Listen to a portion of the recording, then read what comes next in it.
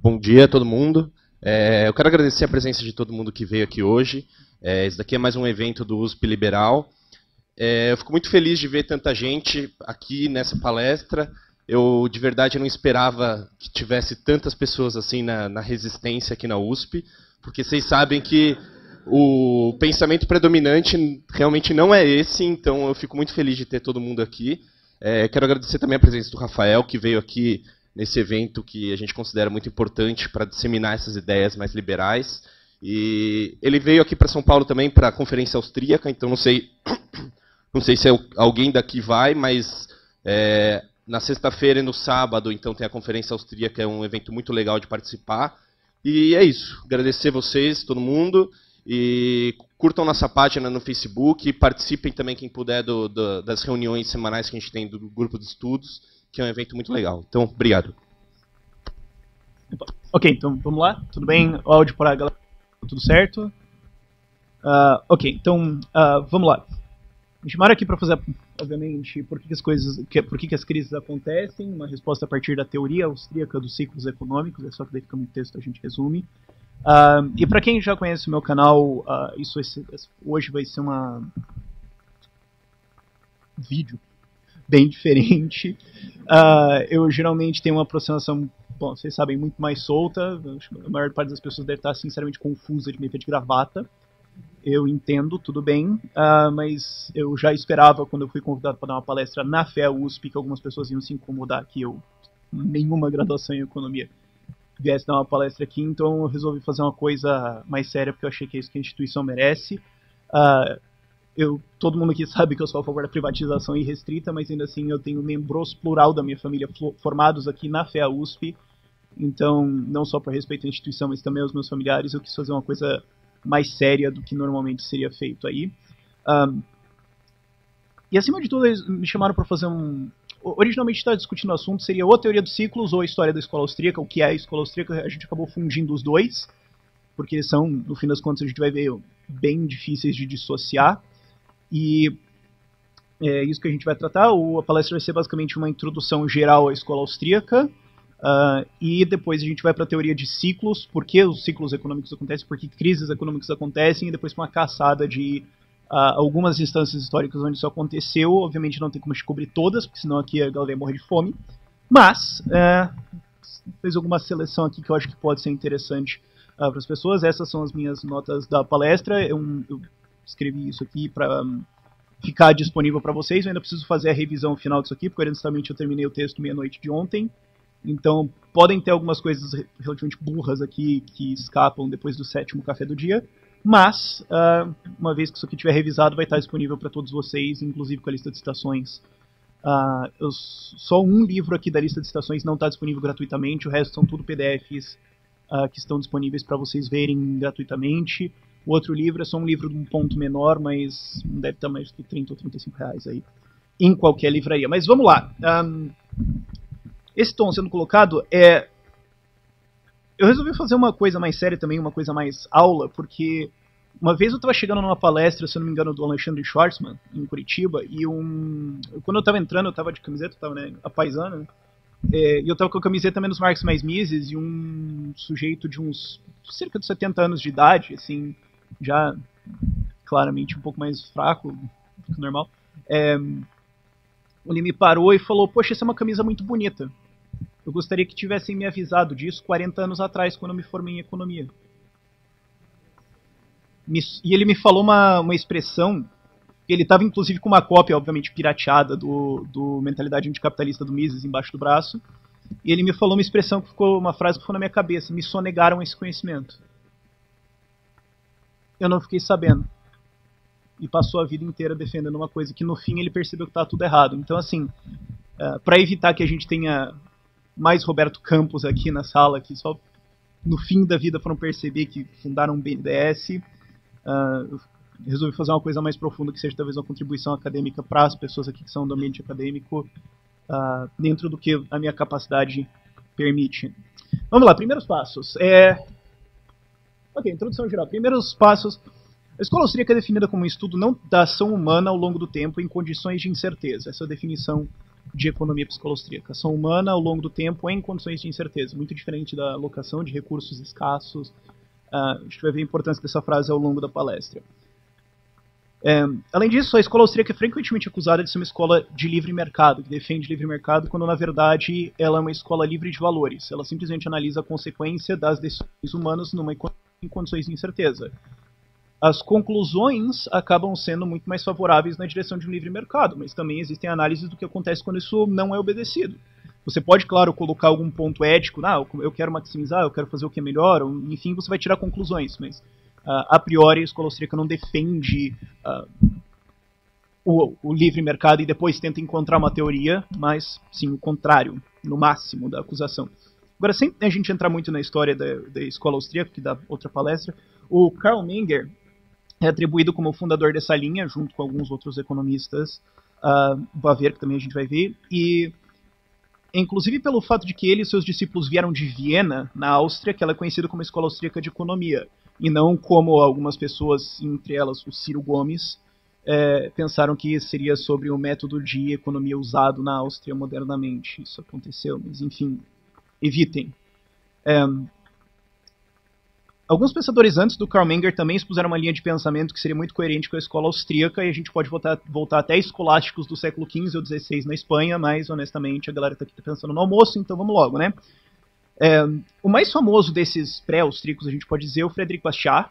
Eles expunham um pensamento bem pré-austríaco, mas deixa a história para lá hoje, infelizmente. O Menger é frequentemente lembrado na história do pensamento econômico pela contribuição dele na revolução marginal dos preços. A noção de preços são marginais e não fixos, derivados de valor de trabalho, as ideias do Adam Smith, mas ele raramente é lembrado pela preocupação dele com o tempo no processo econômico, sobre as condições de incerteza nas quais nós humanos, tomamos decisões no mercado, e sobre a importância dos preços numa economia como comunicadores de informação. Claro, essa teoria de preços depois foi muito bem elaborada pelos seguidores dele, mas enfim, essas eram as preocupações originais dele. Eu peguei aqui 3 citações do livro dele, O Princípios da Economia, ou Principles of Economics. Ele fala, uma pessoa que tem 100 bushels, eu nunca sei a tradução de bushels em inglês, mas enfim, 100 oi? Barris, legal, 100 barris de grãos.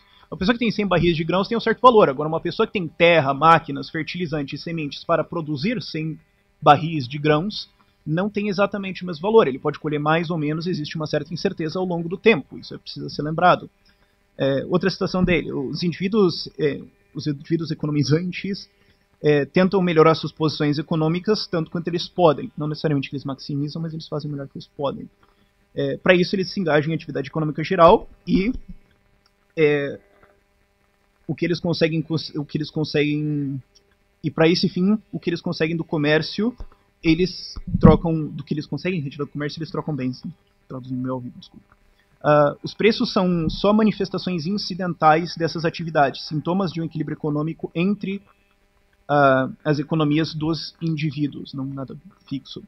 E outra citação dele, página seguinte, mas como preços são só um fenômeno, são o único fenômeno de um processo que é diretamente percebível, certo? A gente não pode ver as vontades de cada um de nós, a gente não pode saber o que cada um de nós quer, mas a gente pode ver os preços que a gente atribui às coisas, pelo menos a gente tem esse tipo de informação.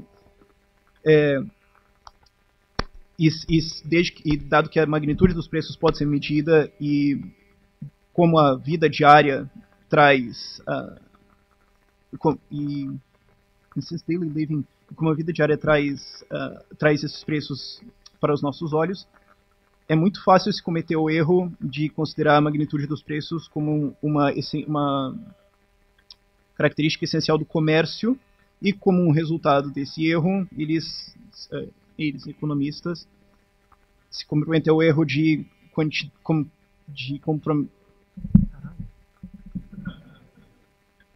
eu dormi pouco hoje. De considerar a quantidade desses preços numa troca como equivalentes. Um jeito bonitinho de dizer que quando uma troca acontece, não é porque a gente considera que o meu milho e o seu dinheiro têm o mesmo valor, mas porque eu considero que o seu dinheiro tem mais valor para mim e você considera que o meu milho tem mais valor para você. Os dois estão ganhando, não é uma troca equivalente. Uma noção que escapou economistas por muito tempo. Ademais, o Mises reconhecia que a boa escola austríaca já estava desenhada em Menger e foi em boa parte perdida ou mal interpretada por alguns sucessores de Menger. Boa parte do trabalho de Mises, descrito por ele mesmo, foi retornar o estudo da economia aos pontos elaborados por Menger e às suas conclusões lógicas. Embora, obviamente, Mises tenha levado o trabalho de seu mentor muito mais longe.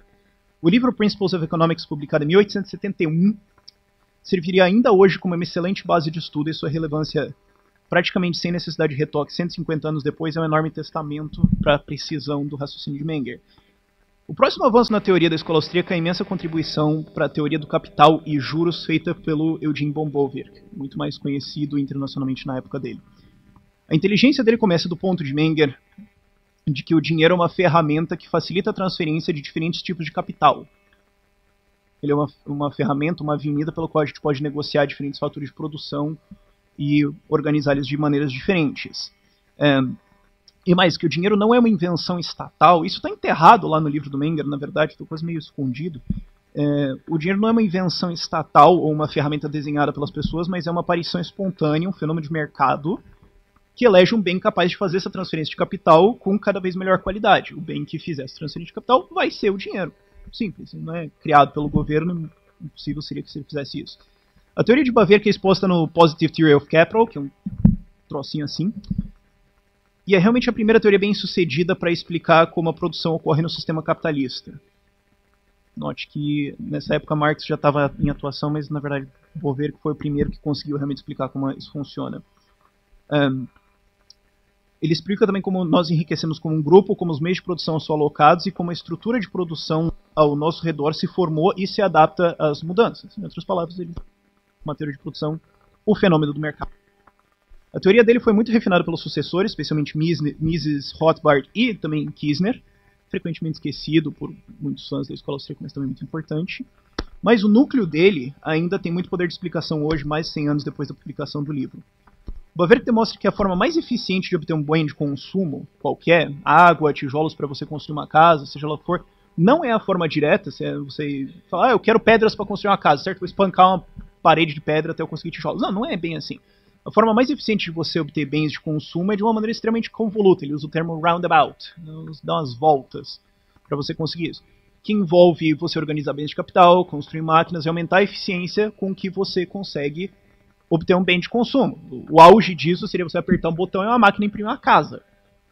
É o jeito mais eficiente de você ter uma casa. Puf, casa. Só que isso é um processo extremamente complexo e a complexidade desse processo sobe na economia conforme a disposição de capital permite uma alongação da cadeia de produção. Eu sei que estou ficando um pouco complicado em terminologia, mas a gente vai chegando lá. Para esse aumento de produtividade, seja a capacidade dos seres humanos de produzirem mais bens, seja lá quais forem, com a menor ação possível, de preferência apertar um botão, um pensamento, os fatores de produção precisam ser dispostos de alguma maneira mais ou menos complexa e mais ou menos longa. Certo? A gente pode ter 1 ou 2 processos de produção ou 35 processos de produção antes de chegar no bem final. Qualquer um que tem um celular no bolso consegue entender muito bem a diferença de complexidade disso para, por exemplo, essa mesa. Quanto maior a cadeia de produção, maior vai ser a necessidade de capital para sustentar tal cadeia e, obviamente, maior vai ser a complexidade dessa cadeia de produção. O resultado final, uma vez que essa cadeia de produtividade estiver estabelecida, será que um produto melhor será obtido com o mesmo trabalho ou o mesmo produto será obtido com menos trabalho. Como agora nós temos ou itens melhores ou uma quantidade maior de itens do que anteriormente disponível, existem mais itens para a mesma base de horas trabalhadas das pessoas ou quantidade de dinheiro em circulação, enfim, a sociedade está na margem mais rica. No livro 4 da Positive Theory of Capital, tem 5 ou 6 livros lá dentro, na verdade, eu não recomendo muito vocês tentarem ler o Beauvoir, porque ele fazia toda uma pegada histórica gigantesca antes de chegar num ponto. Assim, para um historiador de economia e tal, massa. Fora isso, leia os comentadores ou pula direto por Rothbard, é mais fácil. Mas, né, tem um valor histórico. No livro 4, o Beauvoir também inovou completamente com a teoria do fenômeno do juro, uma coisa até então que não era explicada satisfatoriamente por economistas. Pensei no Marx, porque obviamente ele tem a ver muito com essa teoria. Até então nenhum economista tinha explicado satisfatoriamente, vem cá, por que juro existe? Estranho. Hoje a gente até consegue... Mas era até visto, muito mal visto por várias sessões de economistas. Aqui tá funcionando? Tá bem lá pra galera do fundo, tudo certo? Ok. E ele explica o fenômeno do juro, por que ele existe, qual é a sua função, simultaneamente oferecendo uma refutação à teoria de valor e mais-valia do Marx. A solução, aliás, só teve um economista socialista que tentou responder Bawerk, e ele tentou responder partindo do pressuposto não do indivíduo, mas de um coletivo. Então a resposta dele não estava dentro da mesma pergunta, na verdade. Então não qualifica realmente como uma resposta. Então, tecnicamente, Bawerk ainda não está respondido pelos socialistas com a crítica dele do fenômeno do juro. Mas enfim. A solução para o fenômeno do juro envolve a consideração do tempo no processo econômico. E é estranho isso para falar para os leigos, mas quem é mais familiarizado com a economia sabe que existe uma certa estranha desconsideração do tempo no processo econômico, mas que é fundamental na escola austríaca. Isso é, as coisas possuem valores diferentes hoje e amanhã, atualmente ou no futuro. O juro é um prêmio extra que o tomador do crédito deve oferecer ao credor para convencê-lo a entregar a custódia de seu capital no momento, seja isso dinheiro ou um bem de capital qualquer, milho, grãos, uma máquina, enfim. O preço pago ao credor no futuro o compensa por não ter o seu capital à disposição no momento. Ou seja, você está me pagando porque eu estou te emprestando a minha máquina, eu podia fazer várias coisas com a minha máquina, então você vai ter que me pagar mais do que o que eu vou fazer com ela para que eu dê ela para você. Simples. Isso é uma troca ao longo do tempo, não feita instantaneamente. Quando é com dinheiro, vale a mesma coisa. E como obviamente você não vai pagar dinheiro com dinheiro, você precisa fazer um pagamento ao longo do tempo, juros. O juro, portanto, é um pagamento através do tempo. Eu tô aqui ainda? Esse slide vai demorar, tá? Enfim. Agora eu sei como é que um juiz da STF se sente lendo um voto, mas... Tal como qualquer outro capital a ser empregado no processo produtivo, os empréstimos são contratados quando a sua contribuição marginal ao processo produtivo for maior do que o custo de juros a ser pago ao credor.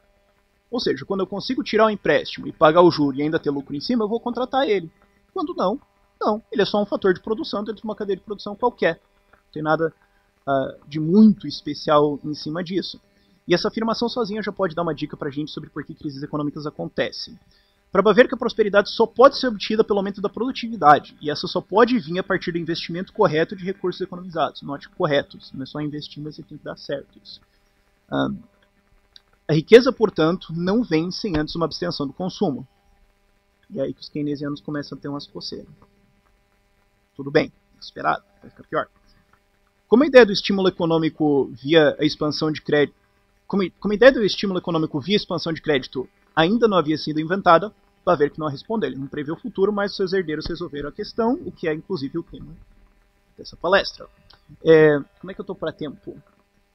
Só para ter uma noção. Ok, vamos ter que dar uma acelerada. Ok, vamos lá. Ok, melhor. Okay. Outro ponto a se notar é que aqui a gente já tem uma forte crítica na teoria keynesiana. Para a escola austríaca, um capital agregado, a noção de um estoque de capital, não faz sentido. Okay?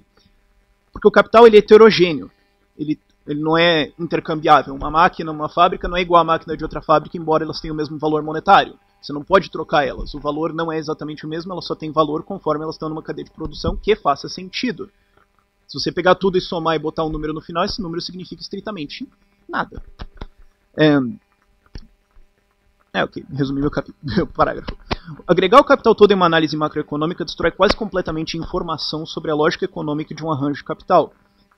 Um analista ou mesmo um político não tem como saber por que uma máquina está num lugar e não no outro, ou por que as fábricas estão produzindo sapatos e não foguetes.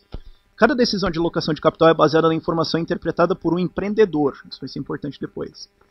E tal quantidade de informação é tão enorme que chegamos ao problema de conhecimento repetidamente exposto por Hayek, que inclusive rendeu a ele um prêmio Nobel, que é nenhum ser humano é capaz de processar essa informação para planejar ela. As iterações são simplesmente complexas demais, as vontades das pessoas são simplesmente muito amplas e complexas demais. Não tem como calcular isso.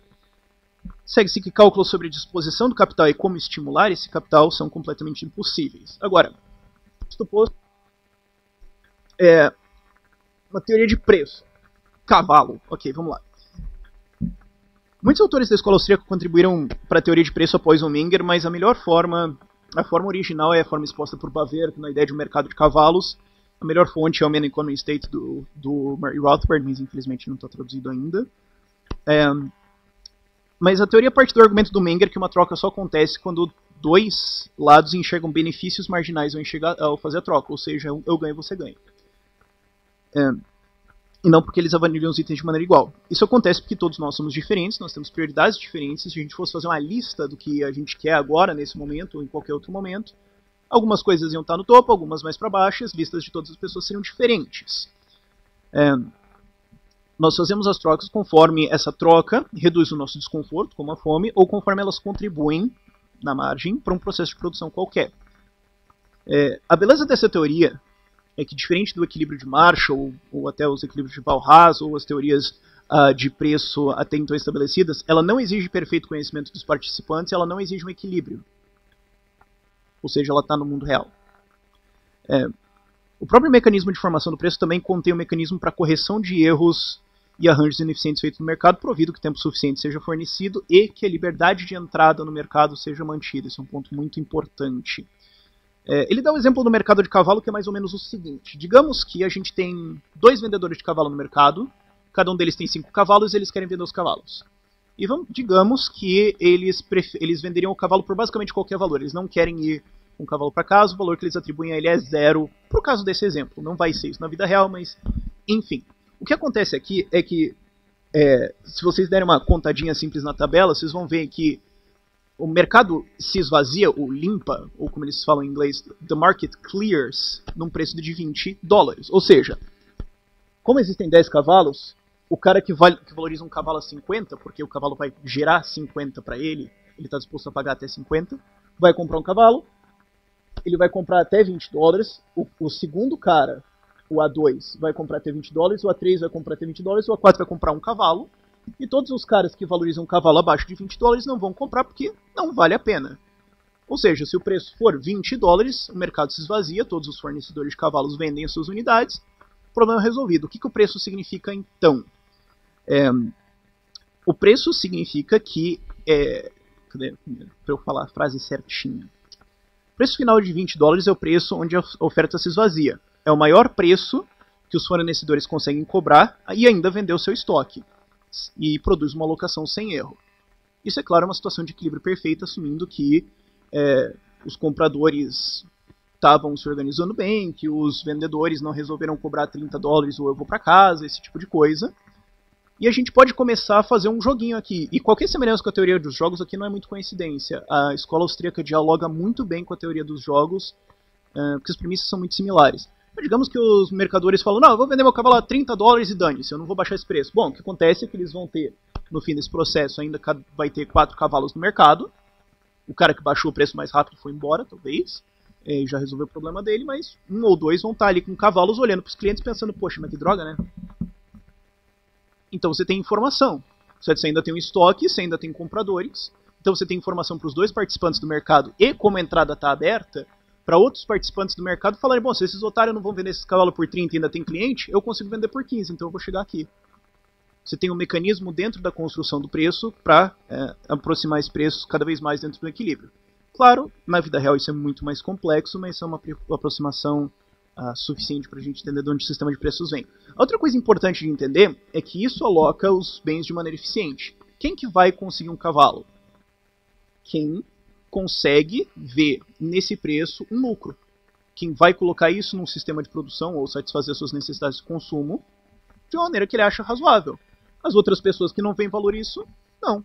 Então quem precisa, entre aspas, mais urgentemente, vai conseguir comprar um cavalo, quem não precisa fica no fim da linha.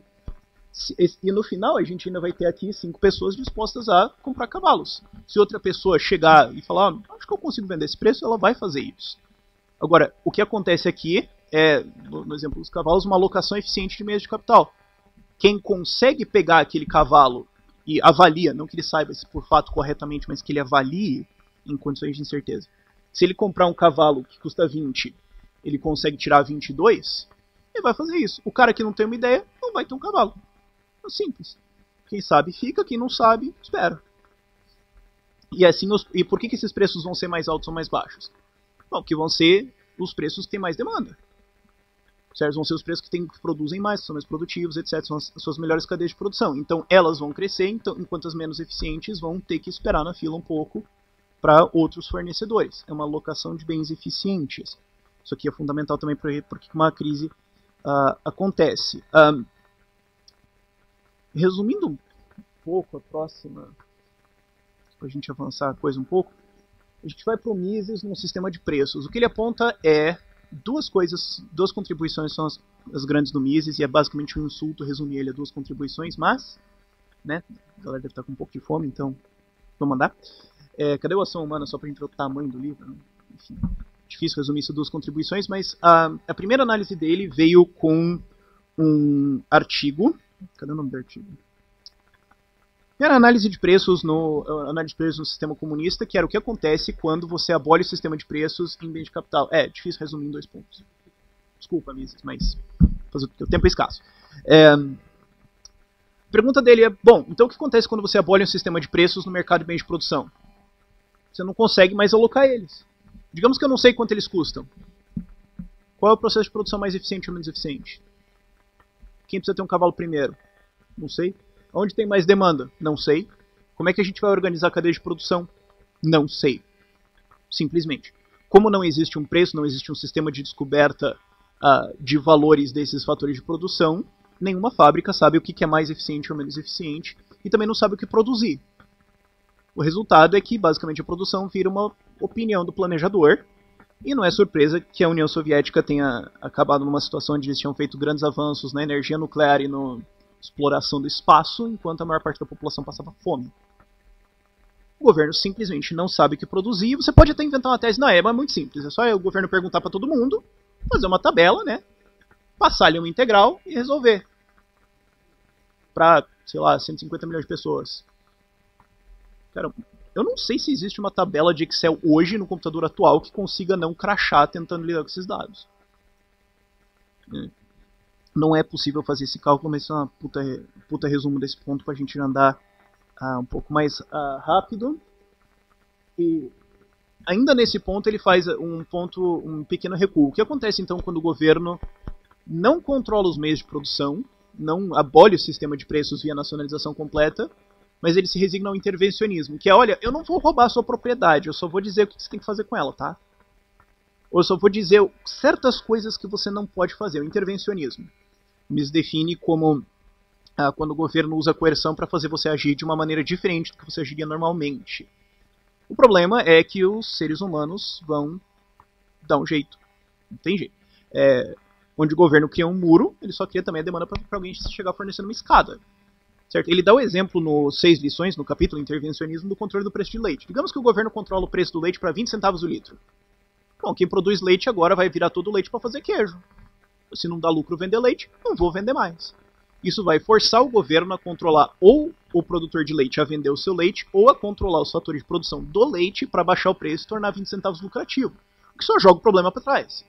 Os produtores de ração, de novilhos, os preços de terra, etc., vão ter que ser controlados para baixo também, até o ponto em que isso vai colapsar, e ou o governo vai ter que abolir todos os controles, como fez a Nova Zelândia, ou estatizar tudo, o que não é realmente uma solução. E a segunda contribuição do Mises, que é inescapável e é um insulto tentar resumir isso, é a praxeologia, que é uma análise da ação humana. O que ele consegue na ação humana é uma coisa que nenhuma outra teoria consegue, nenhuma teoria econômica consegue. Partir do mais pequeno axioma, da mais pequena interação entre humanos, comercial, e na mesma teoria, as mesmas premissas, os mesmos métodos, tudo igual, chegar às interações econômicas mais complexas. Se você for ver teorias neoclássicas ou keynesianas, você vai ver que é um recorte. Tem uma teoria de comércio, tem uma teoria de produção, elas interagem. Mais ou menos, as presunções mudam, não é muito bem assim. Mises, com a praxeologia em uma teoria, explica toda a economia. E o problema do estudo da economia que o Mises coloca é que a rigor, e isso aí eu temo que posso levar um sapato na cara de falar, a rigor a economia não existe. Não é uma coisa. Eu não posso perguntar, economia, tá tudo bem? Você tá se sentindo meio depressiva hoje? Que tal A economia não existe. O PIB não existe. A gente não pode perguntar pro dólar o que ele acha. O que existe apenas é o conjunto das interações humanas. A economia é um resultado disso, mas ela não é uma coisa. A gente não pode analisar a economia, a gente tem que analisar a ação humana. É isso que a gente tem para analisar, é isso que a gente pode olhar. E o problema de analisar a ação humana, que ele empresta a terminologia do irmão dele, que era matemático, Eles não se davam muito bem, mas ele emprestou a terminologia dele. É a diferença de uma probabilidade de classe e uma probabilidade de caso. Uma probabilidade de classe é um dado. Eu sei quantos lados um dado tem, eu sei que se eu jogar um dado, ele vai dar um daqueles resultados. Não tem jeito. Ou eu vou jogar, sei lá, o dado no meu olho, alguma coisa assim, mas enfim. Eu sei todos os resultados possíveis. Eu posso fazer cálculos ao redor disso, eu posso fazer estimativas probabilísticas ao redor de uma probabilidade de classe. Uma probabilidade de caso é quando eu não sei os fatores que influenciam uma probabilidade. Por exemplo, sei lá, o que vocês estão pensando agora. Ou ação humana. Eu não sei, eu sequer sei as variáveis que influenciam a ação de vocês. Como é que eu vou fazer qualquer cálculo em cima disso? Meio que para fazer uma tirada no que o Isis falou, se você joga uma pedra no lago, ela afunda, se você joga um galho no lago, ele boia, e se você jogar uma pessoa no lago, ela te chama de golpista. Ela vai fazer um monte de coisa diferente que você não tem como prever. Não tem como você resolver isso numa integral.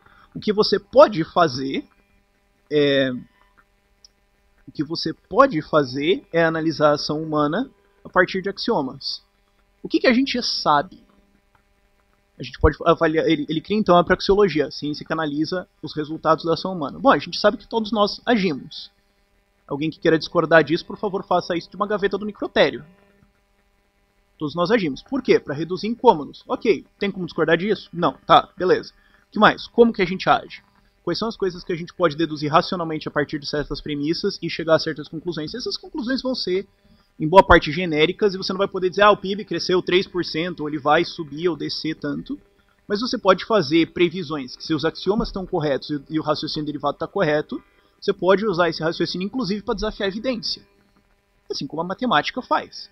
Se a matemática parte de certas premissas e chega à conclusão que um triângulo tem 3 lados, e algum de vocês chega e fala, Rafael, eu encontrei um triângulo de 4 lados. Cara, você está olhando errado. Desculpa, a definição não é essa. Não tem como você chegar num raciocínio desses. Alguma coisa na sua observação está errada. Você sabe quantos fatores estão compostos na sua observação? Num triângulo até é fácil. Agora, na ação humana, na economia, a gente consegue listar todos os fatores que influenciam o PIB? Não. A gente consegue calcular isso? Não. Então o que a praxeologia faz é previsões usando ceteris paribus. Ou seja, se todas as outras coisas ficarem iguais, ceteris paribus, por exemplo, se a base monetária se expandir, bom, a gente tem a mesma quantidade de itens, ceteris paribus, nada mudou, a gente tem a mesma quantidade de itens na economia, tem mais moeda, então o valor de cada item em cada moeda vai cair, os preços vão subir. Aí se você me falar, mas Rafael, a base monetária aqui dobrou e os preços caíram. Bom, existem vários outros fatores na economia que podem abaixar o preço, eles estão interagindo ao mesmo tempo, e existem outros fatores que eu sequer consigo imaginar. É só que, se você imprimir mais moeda, ceteris paribus, preços vão subir. Não quer dizer que eles vão necessariamente subir, outros fatores existem. O que a gente pode fazer é análises isoladas. Conforme a gente começa a colocar essas análises em situações mais complexas, a incerteza sobe e, obviamente, se acaba com a tarefa de um cartomante, que é tentar prever a ação humana. Boa sorte com isso. Resumindo isso, eu estraguei tudo. Tá tudo bem. Ok. 99 problemas e o empreendedor não é nenhum deles. A desconsideração do empreendedor na economia em geral. Vocês já notaram que a economia neoclássica e keynesianismo não leva muito o empreendedor em conta? É incrível isso. Isso é uma coisa que foi muito martelada pelo Mises no Ação Humana, mas é muito explorada pelo Kirzner. Ele deveria ter ganho um Nobel em 2015, salvo engano por isso, mas enfim, o Comitê de Nobel faz umas loucuras às vezes. O Krugman está aí para provar isso. Mas o Kirzner no Competition Entrepreneurship aponta como o mainstream econômico raramente dá atenção para o indivíduo empreendedor. Se vocês folharem o índice de qualquer manual de economia aí neoclássico keynesiano, vocês não vão encontrar um capítulo sobre o empreendedor em quase nenhum deles. Inclusive, se você for no índice de verbetes, às vezes ele não está lá. Como se o sujeito não existisse. E tem uma... tem a citação do Mises, não é do Kirzner. Eu falo, se você tira o empresário do quadro da economia, você não tem mais nenhuma explicação de por que a economia se mexe. Se você desconsidera a ação humana e só começa a olhar a economia como números e eventos, você não consegue responder a pergunta de por que isso está acontecendo em primeiro lugar. E em nenhum lugar isso está mais escondido em plenas vistas do que no diagrama de equilíbrio qualquer marshalliano, que é o sinal de gangue dos economistas, certo? Oferta e demanda. Bom, você tem um ponto S qualquer, se você tem uma curva de demanda D e uma oferta S, o ponto de intersecção é o preço numa quantidade Q, no equilíbrio, certo? Certo. Tudo bem, até aí tudo certo. Você fala, mas se você tiver um ponto em outro ponto da curva S da curva S, então a curva D vai se mexer. Não, ela não vai se mexer. Está em equilíbrio. Se o preço está em outro ponto da curva S e o sistema está em equilíbrio, é porque tem uma curva de demanda lá e está tudo certo. Um teorema em equilíbrio, desconsiderando o empreendedor, o teorema de equilíbrio marshalliano não é um gráfico, ele é um ponto gigantesco. É estranho de pensar isso. Mas é verdade. O sistema está em equilíbrio? Tá. Bom, então a oferta está fora. Não, ela está dentro. O sistema está em equilíbrio. Não tem nenhum erro acontecendo aqui. Você fala, o sistema está em desequilíbrio. Bom, então se tem um ponto fora, se tem a curva oferta e demanda e tem um ponto fora na curva de demanda para um lado, a oferta vai ter que se mexer. Mas se é empreendedor, não, né? Você não pode chegar para a curva e dar uns berros com ela. O empreendedor vai ter que levá-la para lá. E o que é engraçado é que os economistas, quando levam em conta o empreendedor nessa situação, eles levam ele em conta quase como um incômodo. Quando ele está do lado da escassez, certo, do lado da esquerda do gráfico, em que você tem falta de fornecimento, eles falam, mas esses empreendedores burros, poxa, eles não estão fazendo essa coisa que eu acho que eles deveriam estar fazendo. Os empreendedores são idiotas, eles são ineficientes, eles são tapados, eles não sabem alocar, eles precisam ser guiados pelo governo, eles são subótimos, eles estão fazendo idiotices, a gente precisa intervir para estapear esses caras para dentro do preço. Bom, e do lado do excesso de demanda, do lado de excesso de produção. Esses empreendedores idiotas estão produzindo mais do que eles deveriam. É um bando de babaca mesmo, não presta pra nada esses caras. A gente vai ter que estapear os caras pro lado de novo, ou vai ter que fazer um controle para evitar que os caras façam isso. Ninguém pergunta por que o cara estava lá em primeiro lugar. É fantástico isso na economia mainstream, mas, de maneira geral, o empreendedor é tratado como um incapaz, o empreendedor é tratado como um incapaz, um idiota. E isso é muito importante dentro de uma teoria de ciclos, porque a gente vai precisar tratar o empreendedor, e o empreendedor não é empresário, não é o Ike Batista, não é é qualquer um de vocês. Quando vocês estão comprando uma casa, vocês estão falando, eu vou juntar capital com esse bem, eu vou comprar ele, alocar para mim e morar nele. Eu acho isso eficiente. Estou fazendo uma decisão empreendedora. Vocês vieram aqui na palestra na expectativa de que isso fosse um bom emprego do seu tempo. Pode ser que vocês erraram. Desculpa. Pode ser que vocês acertaram, e na verdade vocês nunca vão realmente saber, tem esse problema ainda, tem uma certa enorme incerteza ao redor de todas as decisões econômicas que a gente faz. Porém, a gente não pode desconsiderar a ação humana dentro de uma economia. Isto posto, a gente tem que então colocar uma pergunta certa. Eu discordo da pergunta de por que crises econômicas acontecem. Porque uma crise econômica não é uma coisa, a gente não pode perguntar para ela, você tropeçou por quê? Tá tudo bem? Se bebeu? O que aconteceu? O que a gente precisa explicar não é porque a economia caiu. O PIB não caiu. Ele não aconteceu assim, um dia o PIB estava lá e outro dia ele estava lá para baixo. O que acontece numa crise econômica é que a gente descobre que simultaneamente um enorme grupo de empreendedores descobre que eles cometeram vários erros de alocações de capital ao mesmo tempo. E frequentemente, muito mais pesadamente no setor de bens de capital, ordens de magnitude mais complexas da economia, não é no salão de beleza, é lá na produção de aço. É um fenômeno também que a gente tem que explicar. E a gente também tem que explicar, vem cá, por que a crise aconteceu agora? Por que não ano que vem ou ano passado? Se os empreendedores são idiotas e eles erram, por que eles não erraram ano passado? Será que a burrice estava na água esse ano? Depende da eleição, o Corinthians ganhou, o Corinthians perdeu, o que influenciou os caras? A gente precisa de uma teoria que explique por que empreendedores erram o tempo todo, certo? Negócios vão à falência normalmente numa economia é parte da vida. A questão é por que de repente um enorme número desses empreendedores que até então eram aparentemente geniais, de repente estavam fazendo cagadas gigantescas para qualquer lado da economia. Por que agora? Por que esse grupo? É uma pergunta que faz mais sentido que por que uma crise econômica aconteceu. E a segunda coisa a entender é que para a escola austríaca uma crise econômica não é uma coisa necessariamente ruim, nem uma coisa a ser evitada. O que a gente conseguiu definir até então? Bom, a crise é quando vários empreendedores perceberam que eles estão fazendo coisa errada. Bom, então agora eles vão ter que mudar os padrões de alocação deles. É simples. Chega uma fatura de cartão na sua casa que é 2 vezes maior do que você imaginou, você vai ter que mudar o seu padrão de consumo nos próximos meses para resolver esse problema. A crise é um reajuste, é um rearranjo de como os empreendedores estão usando os fatores de produção diferentes, dada a nova informação que eles receberam sobre o que está acontecendo na economia. Obviamente isso não acontece instantaneamente, vai demorar alguns meses ou até alguns anos, e obviamente nesse processo alguns fatores de produção, inclusive a mão de obra, vão ficar ociosos. Mas eles precisam ser rearranjados. Impedir o processo de rearranjo é como o marido traído que vem do sofá. Ué, não vai mudar nada no arranjo? Não. Mas vai continuar dando errado. Você vai continuar alocando capital ineficientemente, você vai ter prejuízos, o que significa que você não está fazendo as coisas direito, significa que você não está produzindo o que as pessoas querem.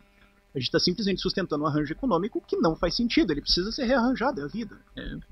Então, o que a gente quer dentro da escola austríaca é que esse processo aconteça o mais rápido possível e da forma mais desimpedida possível.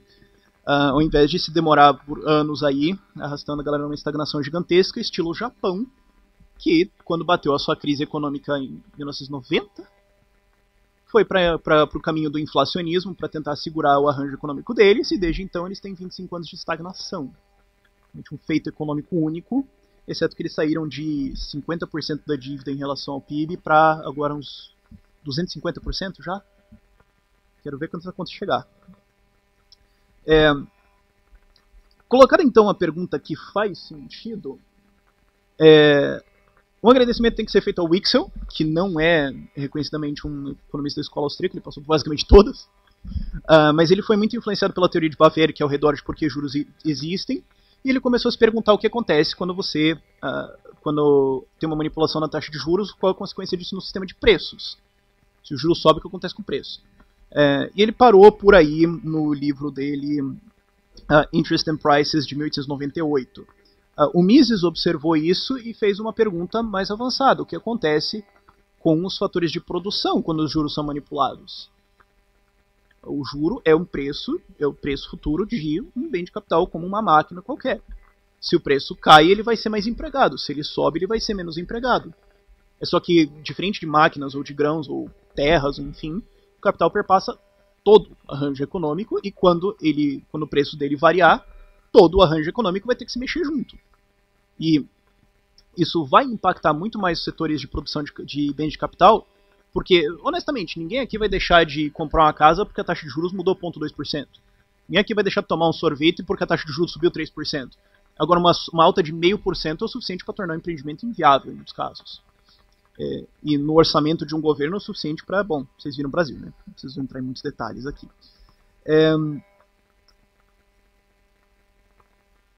Sim. E o Mises desenvolveu essa teoria, e ela foi bem mais popularizada pelo Hayek quando ele debateu contra o Keynes pós-crise de 29, em que ele comparou isso a um porre de cachaça, basicamente. Você pode tomar álcool agora e vai ser muito legal agora, amanhã não vai ser. Porque tem um problema que o Mises coloca... Tem um problema que o Mises coloca para... eu me avancei aqui. Tem um problema que o Mises coloca, que é a preferência temporal. Quando vocês preferem consumir hoje, quando vocês preferem consumir depois. É uma categoria da ação humana, certo? Algumas coisas, digamos, eu chego pra você e falo, você quer R$100 hoje ou você quer R$110 mês que vem? Alguns de vocês vão preferir R$100 hoje, outros 110 mês que vem, outros vão fazer uma contra-oferta, etc. Cada um vai ter uma preferência temporal diferente do que você faz com o seu dinheiro. Certo? Isso é uma categoria simples da ação humana. E o que acontece é... todo mundo economiza uma certa quantidade do que ganha. A gente pode falar que na média, uma sociedade, ou uma economia qualquer, um mundo qualquer, enfim, economiza uma certa quantidade para tentar reduzir o problema um pouco. O problema é que se essa quantidade não mudar, você pode criar novo crédito. Vamos baixar a taxa de juros, vamos criar novo crédito. Muito bem. O crédito vai ser distribuído entre todos vocês e vocês vão começar a investir isso e gastar isso, mantendo a mesma proporção de gasto e economia que vocês tinham antes. O que mudou é a quantidade de moeda em circulação. Depois de um certo tempo, isso pode levar meses ou anos, o que vai acontecer é que vocês vão retornar ao padrão de preferência temporal anterior. Se vocês economizavam 10% do que vocês ganhavam antes dessa explosão de crédito acontecer e continuarem fazendo isso, depois de alguns anos, a quantidade nominal de crédito disponível vai ser maior, porque a quantidade de moeda se expandiu, mas a quantidade em proporção à sociedade, ou à economia em geral, vai ser a mesma. Então a proporção de crédito retorna ao ponto anterior. Você pode criar novo crédito agora, mas quando o dinheiro for distribuído entre as pessoas, ele vai voltar ao ponto anterior. O único jeito, voltando a Bawerk, que você consegue ter expansão da produtividade se as pessoas abrirem mão de consumo hoje para aumentar o estoque de moeda, de crédito disponível para ser emprestado, para ser mais investido, que vai baixar os juros. Se você fizer isso artificialmente, ele só vai se redistribuir. O Hayek popularizou isso no debate dele contra o Keynes com os triângulos de Hayek, em que cada linha é um nível de complexidade maior da economia. Lá na direita a gente tem uma economia de puro consumo, certo? Uma economia de caça e coleta, basicamente. E conforme ela vai se complicando, as ordens de magnitude, a ordem de complexidade da economia vai subindo, a cadeia de produção vai se alongando.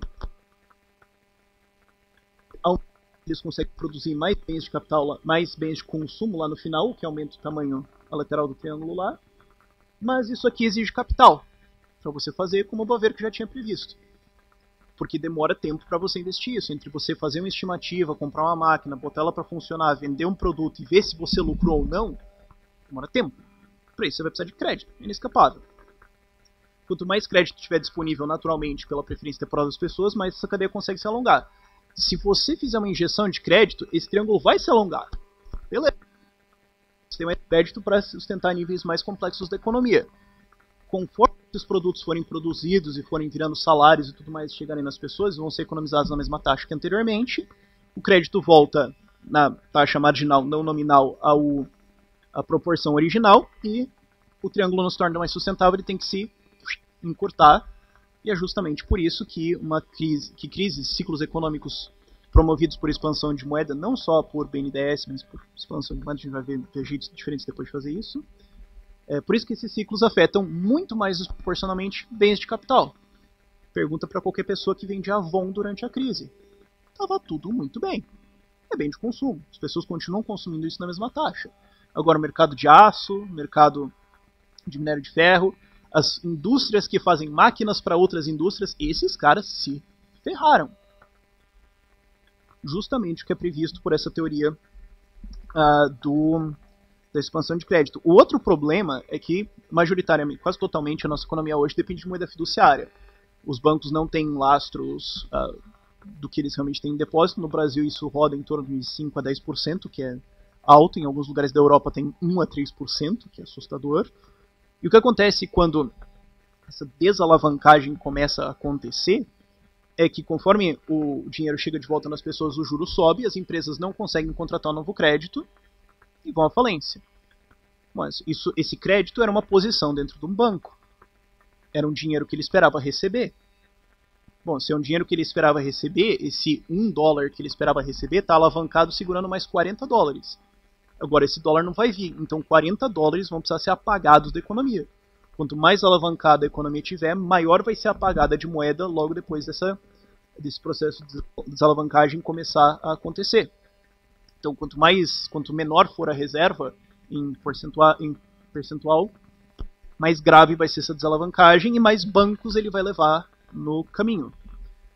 Exatamente o que a gente está vendo hoje nos casos do Deutsche Bank ou do Monte de Paschi, e curiosamente isso é mais difícil de acontecer nos bancos brasileiros porque eles são bem mais sólidos. Expressivo os balanços de bancos portugueses ou os espanhóis. Você vai ver uns troços e fala assim, pera, tecnicamente isso aqui está falido. Não, mas eles têm uma reserva de menos de 1%. Bom, então quer dizer que se 100 mil pessoas da população portuguesa sacarem seus depósitos, cai a casa. Bem divertido. Bem apocalíptico ver esse tipo de coisa, mas enfim. Aí um inflacionista qualquer pode apresentar uma solução muito simples. Bom, trivial. Se você coloca crédito aqui, ele volta para as pessoas e não é economizado numa taxa para sustentar esse novo crédito que eu coloquei, mete mais crédito.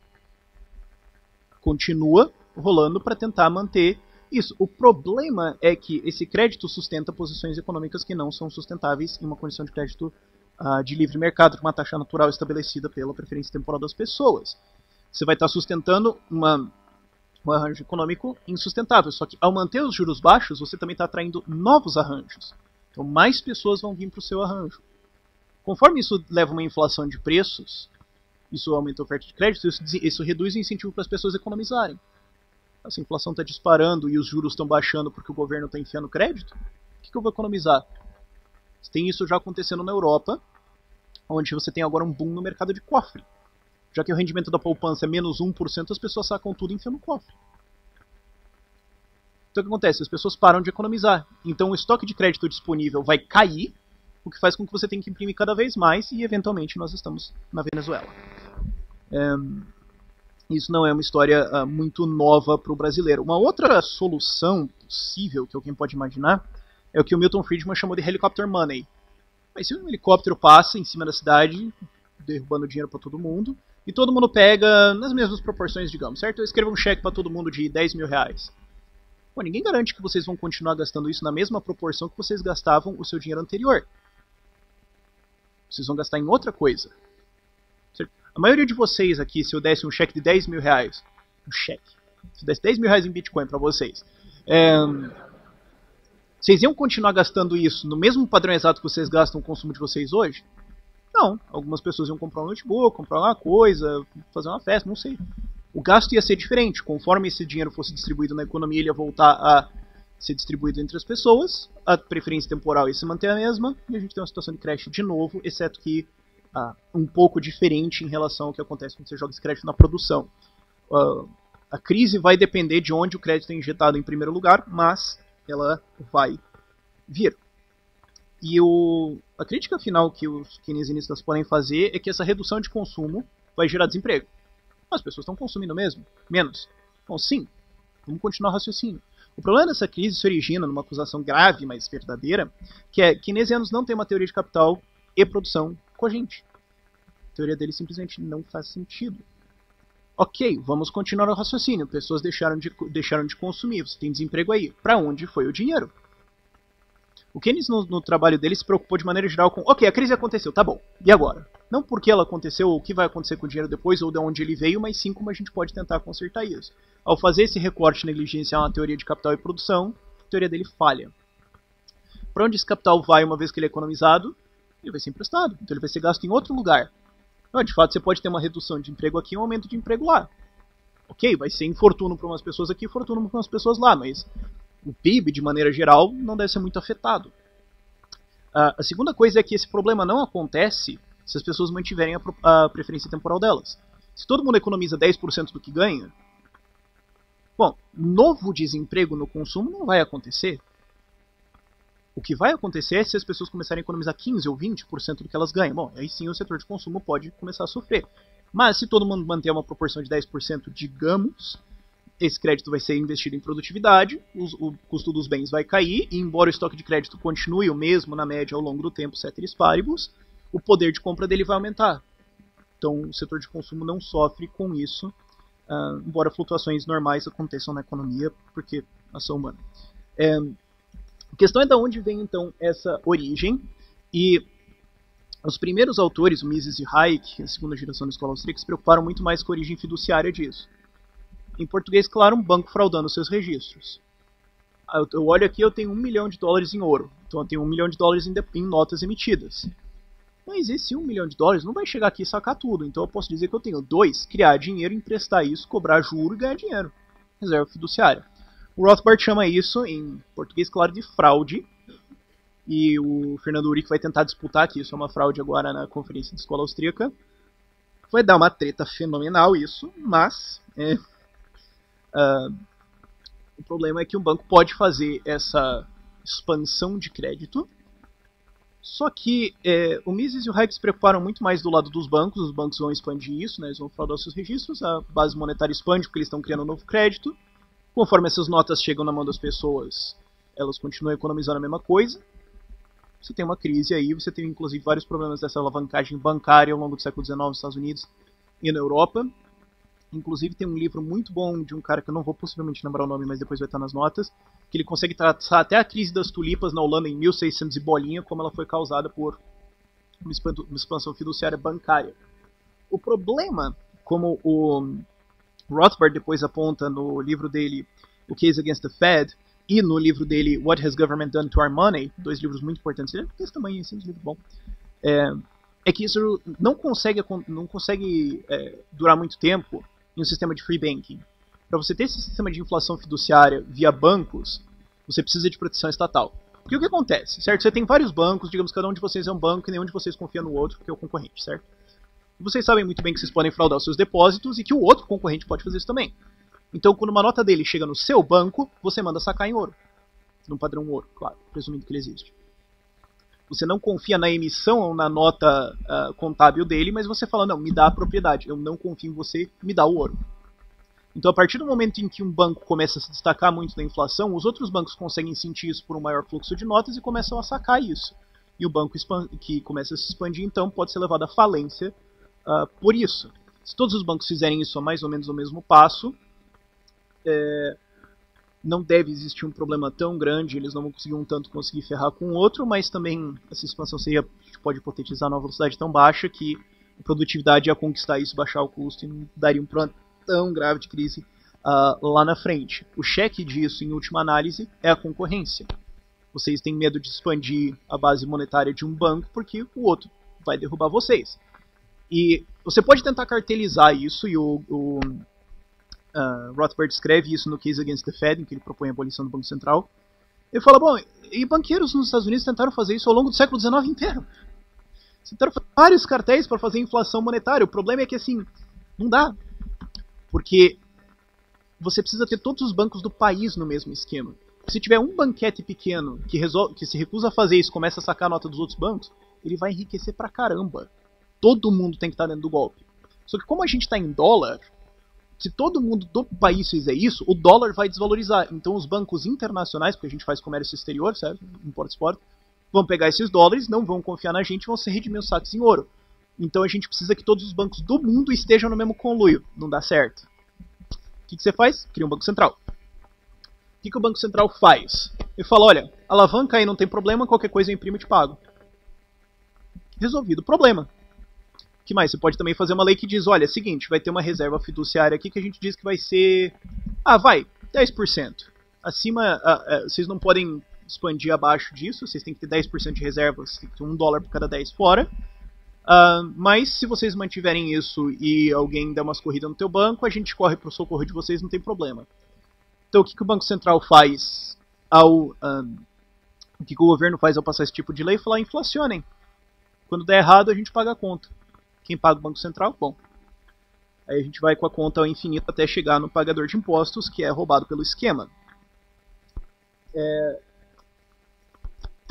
Isso também é narrado com... Se vocês forem ver a história, por exemplo, do euro, é basicamente o mesmo caso. A Espanha, em específico, tinha grandes problemas em inflacionar, mas a França também tinha várias raivas da Alemanha, porque a Alemanha, quando as moedas ainda eram separadas, eles mantinham o Deutschmark bem rígido. Duas hiperinflações ensinam umas coisas para a população. Eles mantinham o Deutschmark bem rígido. E toda vez que a França ou a Espanha começavam a inflacionar, todo mundo corria para o Deutschmark e ferrava o esquema da França ou Espanha, ou outros países, Irlanda também, de tentar fazer redistribuição de dinheiro e expansionismo via impressão de crédito. O que eles fizeram é, cria um cartel, enfia todo mundo no euro e agora vocês vão pagar nossa inflação. Resolvido o problema. Esse tipo de inflação toma maiores proporções quando você consegue fazer maiores arranjos entre os países para fazer mais inflação, e por isso, entre vários motivos, que a escola austríaca odeia o FMI. Claro, se vocês quiserem uma análise muito mais completa sobre os ciclos econômicos, eu recomendo a leitura do Man Economy and State, do Murray Rothbard. Ele é mais ou menos desse tamanho aqui, assim, 1.200 páginas, esse aqui é 1.000. Fazer o quê? A gente costuma se alongar. Parte da doença. Capítulo 7, 8 e 11. Mas também tem um livro que vai estar disponível em PDF quando eu publicar isso aqui, que é a Teoria Austríaca dos Ciclos e Outras Redações, que é 150 páginas, coisa bem fácil de ler. Ainda o negócio é assim, bem fácil de ler. Mas até agora acho que tudo bem. Como é que eu tô de tempo? Que horas são? 12:30. Ok, então foi 1 hora de palestra, agora a gente vai para caçar as evidências. Eu achei que eu ia levar 1h20, nossa, só falta eu acertar isso. Mas até agora é entendido o problema de por que as crises acontecem, expansão fiduciária. E você pode fazer isso de várias maneiras, os bancos podem criar depósitos, pode fazer BNDES, crédito subsidiado, você pode fazer emissão de dívidas, você pode ligar a impressora, você pode fazer o que os bancos americanos estão fazendo, americanos não, pararam agora por um tempo, mas esse banco europeu, japonês e o da Inglaterra estão fazendo isso de quantitative easing, faz o seguinte, me dá um me dá um ECTC, um bond, um título, qualquer coisa, eu te dou dinheiro. E depois eles tentaram explicar que isso não é monetizar a dívida, porque depois a gente vai destrocar, tá? Daqui tipo uns 20 anos, é só temporário. A gente sabe o que acontece quando o governo diz que uma coisa é só por enquanto. Mas, agora tentando encontrar as evidências como essas crises acontecem pra gente meio que exercer. Entendeu? Exemplos passados, o exercício de encontro inflação. Vamos saudar a mandioca. Eu me sinto obrigado a começar pela crise que deu tanto destaque para a escola austríaca no Brasil, porque, e obviamente vai ser necessário fazer uma sanação mandioca, e o trabalho da Dilma Rousseff em divulgar a escola austríaca pelo Brasil. A crise brasileira foi exaustivamente narrada pelo Instituto Mises Brasil, nos artigos especialmente do Leandro Roque, que já em 2010, do meio daquele boom de 7%, previa que a expansão de crédito ia dar muitos ruins diferentes, já cantava a bola que a expansão de crédito via subsídio do BNDES e a manutenção da taxa de juros abaixo de 10%, para o Brasil é muito baixo, não iam terminar em outro lugar que não numa massiva crise. Tão bom foi o acompanhamento da crise, da expansão e da subsequente crise feito pelo Instituto Mises Brasil, que em 8 de fevereiro de 2015 restou a eles apenas fazer um post-mortem com um artigo intitulado O que faz de alguém um bom economista? Ou vulgo, falei pô. A combinação fatal da manipulação de juros com o intervencionismo selvagem da Dilma Rousseff foi uma aula reversa de escola austríaca. Pega o que a Dilma Rousseff fez, faz o contrário, tá aí o seu diploma. A massiva expansão de crédito do setor imobiliário não podia gerar outra coisa senão uma bolha imobiliária, que em vários lugares no Brasil ainda se recusa a aceitar a realidade. Os empréstimos subsidiados financiaram um enorme número de empreendimentos inúteis, entre eles a Copa do Mundo e as Olimpíadas, mas também um enorme número de montadoras e outros empreendimentos fabris, muitos financiados por 100% de crédito estatal subsidiado, o que para alguém que entende de indústria é uma insanidade completa. Para disfarçar a inflação, preços foram controlados. Falta uma vírgula aqui. E enormes truques contábeis utilizados. Mas a realidade não pode ser enganada por muito tempo. Conforme a inflação estourou e as bandas de segurança e os juros precisaram ser apertados. Conforme a inflação estourou, as bandas de segurança. Faltou outra vírgula aqui. Cara, acho que eu já estou com sono nessa parte. Os juros precisaram ser apertados e com eles foi toda a cadeia produtiva dependente de crédito no Brasil, junto com todas as famílias que se endividaram massivamente em empreendimentos imobiliários e outros que em valores fantásticos e bolhados. O funeral do desenvolvimentismo brasileiro foi encerrado num artigo da Marília Fontes, da Empíricos, perguntando: onde está o multiplicador keynesiano? Ninguém viu? Ninguém sentiu. De fato. Inclusive os efeitos disso ainda são sentidos hoje, porque enquanto o Banco Central está baixando juros aí a 0,5%, 0,75% a cada reunião, os juros bancários não caem. Às vezes eles caem 0,05% numa queda de 0,75% ou 0,1% do Banco Central. Por quê? As pessoas não estão economizando. É simples. Enquanto as pessoas não economizarem, juros no banco não vão mudar. O Banco Central pode berrar e espernear com as suas taxas de juros, não vai mudar o fato. É interessante também notar que no Brasil a desalavancagem não aconteceu por vontade do governo, mas por sua quase completa inaptidão em conseguir passar leis ou intervir mais. Por incompetência política, o governo ficou parado em 2015 e 2016 e é difícil imaginar como ele poderia ter feito alguma coisa melhor. O rearranjo econômico pode ser visto para todos os lados do Brasil se você souber procurar. Qual é a previsão de um ciclo econômico? As pessoas preferiam consumir mais do que economizar em relação ao que o governo ou outros bancos criaram de crédito, e quando esse crédito é dissipado pela comunidade, pelas pessoas, as pessoas tendem a consumir mais, porque é o que elas já faziam anteriormente. Qual seria a previsão do que a gente esperaria ver durante o processo de reajuste, o processo de uma crise econômica? Um boom de consumo. Pergunta para qualquer pessoa que vendia Avon, que tinha um salão de beleza, veja a explosão de restaurantes, ou de hambúrguer gourmet, ou de estúdio de pilates, ou de crossfit, ou de cervejaria artesanal. Consumo. O Brasil é um país de consumo, a nossa preferência não mudou, e o BNDES não vai conseguir mudar isso via decreto. Uma outra crise também muito interessante, adoro essa, foi quando um processo de expansão de crédito, seguido de uma crise, aconteceu quando o Banco Central americano imprimiu enormes somas de dinheiro expandindo a base monetária em 91% ao longo de 9 anos, quase dobrando, gerando uma enorme bolha imobiliária que colapsou. Quando os cidadãos foram buscar os seus depósitos nos bancos, descobriram que eles estavam insolventes e seus depósitos não eram acessíveis. O desemprego disparou para 25% e 40% dos bancos americanos foram à falência. Eu estou falando, é claro, do pânico de 1837. Vocês viram como a história se repete, né? O que aconteceu? O segundo banco dos Estados Unidos, porque o primeiro meio que faliu, foi responsável por a menor expansão de crédito de 1823 a 1832, está errado aqui no mesmo antes.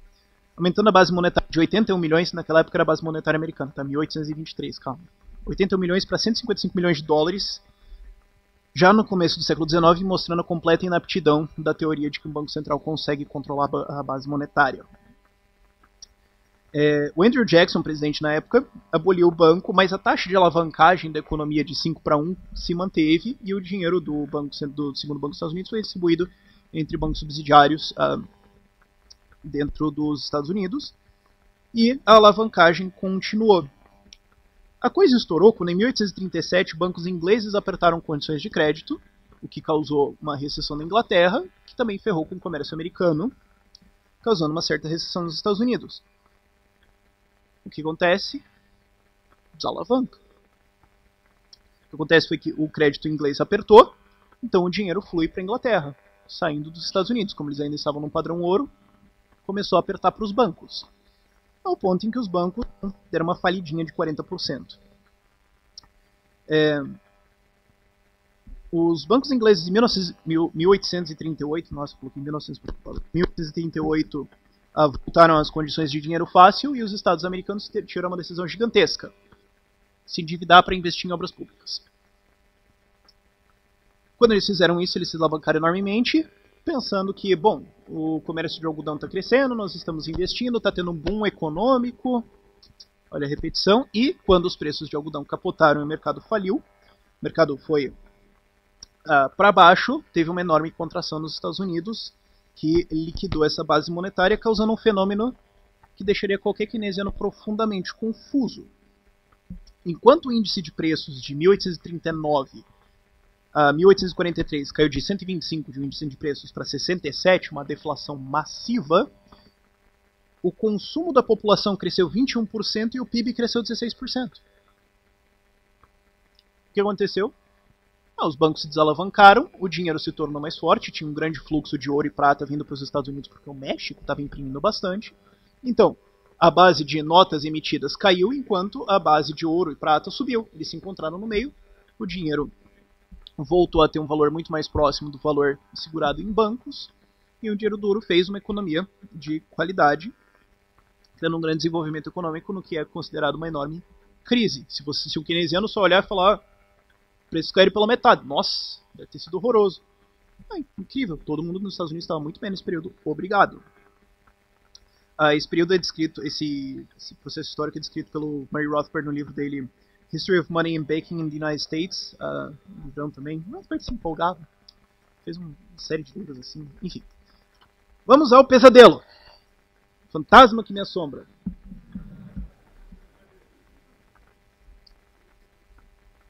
Vai sair. Vai sair. Não se preocupe, mas vai ser uma aula legal também. É porque alguma pessoa cética da versão da escola austríaca sobre a crise de 29 vai olhar porque eu vou falar agora e vai falar, esse cara tá mentindo, não pode ser. Então você precisa de uma exposição longa de dados, mas, né, vamos tentar limitar a coisa. Tá acabando, gente. Chega lá, as últimas 3 páginas só fonte. Tem uma aguinha aí pra ser... obrigado. Olha, sou empreendedor aqui antecipando a demanda. Pausinha pra eu pensar.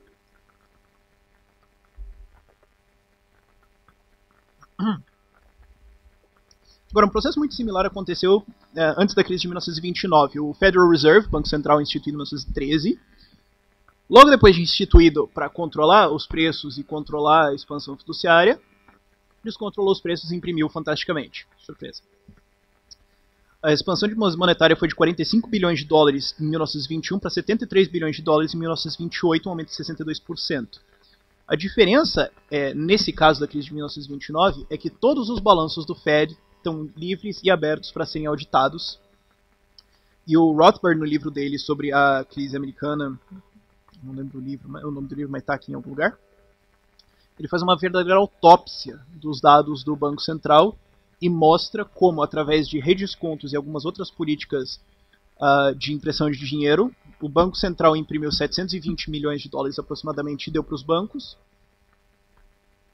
E os bancos comerciais tinham uma taxa de alavancagem de 3%, o que é absolutamente ridículo.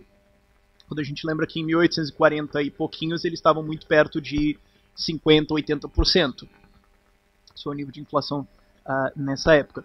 Quando ele imprimiu 720 milhões e deu para bancos a 3%, você consegue a diferença de 28 bilhões de dólares criados, e aí explicado como o Banco Central, através de uma pequena política de redesconto, causou uma massiva inflação da base monetária nos Estados Unidos no precedente de 1929, e o resultado disso foi uma gigantesca bolha na Bolsa de Valores, porque um certo índice subiu. Qual índice? O Dow Jones. Dow Jones Industrial. Industrial Bens de Capital. Você entende a armadilha.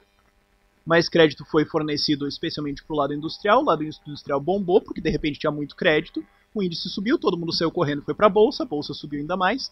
Tinha ainda uma lei relativamente dracônica nos Estados Unidos, que na época era muito novo as pessoas pagarem imposto de renda. E tinha uma certa cláusula que se você vendesse as suas ações em menos de 2 anos, você pagava imposto, que, se não me engano, 25%, mas se acima de 2 anos, você pagaria 15%.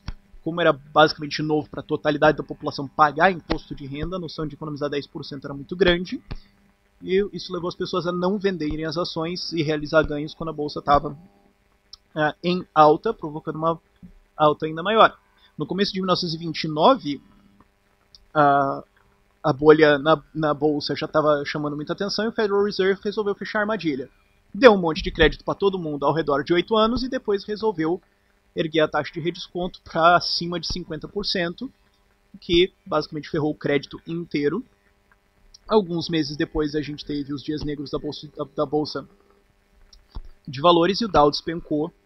Todo mundo conhece a história, mas não sabe que foi por falta de crédito. Mas por que eles precisavam de tanto crédito em primeiro lugar? Quem deu? Essa é a pergunta que tem que ser feita em toda bolha. Quem está pagando a festa? Tá tendo tanta especulação na bolsa de valores. Vem cá, da onde está vindo o dinheiro? As pessoas estão economizando mais? Não. Quem está pagando essa conta? Que nem o Lula quando ele viaja de jatinho para todo lado. Quantos jatinhos você tem, filho da mãe? Quem está pagando isso? Pô, eu não estou entendendo, mas enfim. Gravado, e aí eu vou remeter mais cedo na palestra, que é como o que acontece numa crise econômica. A economia é rearranjada, os fatores de produção são dispensados porque eles não estão mais num arranjo racional, num arranjo lucrativo, eles ficam ociosos e outras pessoas tomam esses recursos ociosos, provavelmente a um preço mais baixo, para empregar em outras cadeias. Como então que a gente explica que a crise durou 13 anos? Como é que então a gente consegue explicar que esses fatores de produção ficaram grande parte ociosos, o desemprego nunca caiu abaixo de 10% até a Segunda Guerra Mundial, apesar do mito de que o New Deal foi um gigantesco sucesso? Como é que a gente pode explicar fatores de produção ociosos, mas ninguém está disposto a contratar eles a nenhum preço? Nenhum empreendedor consegue ter uma ideia? Estranho. A explicação é simples. Era proibido. O Hoover fez várias medidas de intervencionismo após a crise de 1929 e o New Deal foi uma reforma gigantesca no sistema econômico americano que, nossa, eu poderia entrar em vários detalhes sobre os programas do AA, WPA, programas gigantescos de intervencionismo promovidos pelo Roosevelt, que basicamente tornaram impossível um rearranjo econômico. Quando ele acontecia, a situação legal mudava e tudo tinha que ser refeito de novo. A economia só começou a se reparar em 1935, quando esses programas foram declarados inconstitucionais pela Suprema Corte Americana, o que fez o Roosevelt ter a ideia, depois de reeleito, de subir a corte de 9 juízes para 15 juízes, apontando 6 juízes novos, todos amigos dele. Nenhum presidente tentou fazer uma subversão do judiciário americano tão profunda quanto o Roosevelt. O segundo problema é uma coisa que fica quase como uma nota de rodapé na crise de 29, que é a tarifa Smoot-Hawley. Quem já ouviu falar dela? Tarifa Smoot-Hawley. Normal. Tarifa Smoot-Hawley foi passada em 1930 pelo Hoover, como uma reação a 1920 à crise, é de fazer protecionismo. Foi uma tarifa em milhares de itens, e isso reduziu o comércio internacional americano. Agora nós estamos numa situação de padrão ouro. Se bens não são importados e dólares vão para fora, os bancos do exterior não têm dólares para comprar os bens que são exportados. O comércio cai para os dois lados. A outra coisa é o princípio básico do comércio internacional: reciprocidade. Se você fecha suas portas, eu retalio. Se você abre suas portas, eu abro as minhas. Quando os Estados Unidos fechou suas portas ao comércio internacional, todos os outros países retaliaram. E o resultado foi que as exportações para a Europa caíram de 2,3 bilhões para 800 milhões. De 1929 para 1932 caiu de 2,3 para 800 milhões. E as importações caíram de 1,3 bi para 400 milhões, mais ou menos, fazendo uma bagunça gigantesca no setor industrial americano. Curiosamente, se vocês olharem a queda do Dow após a crise de 29, ela cai duas vezes. Primeiro ela cai após a crise de 29, ela começa a se recuperar, e na data que a tarifa Smoot-Hawley é passada, ele despenca mais outra porrada gigantesca. É uma crise dupla. Não só você teve uma manipulação da base monetária, mas você também teve leis depois que impediram um rearranjo econômico. O Dow só foi se recuperar em 1954 ou 55, salvo engano. O que é curioso também é que num livro não muito bom chamado Market Volatility, do Robert Shiller, tem uma tabela escondida lá no meio da PQP, que é essa.